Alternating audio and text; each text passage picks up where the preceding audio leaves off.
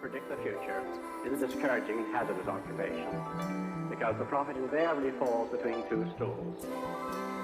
If his predictions sound at all reasonable, you can be quite sure that in 20 or at most 50 years, the progress of science and technology has made him seem ridiculously conservative.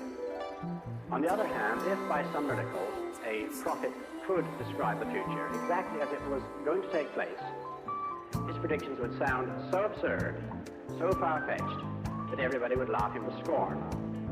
This has proved to be true in the past, and it will undoubtedly be true, even more so, of the century to come.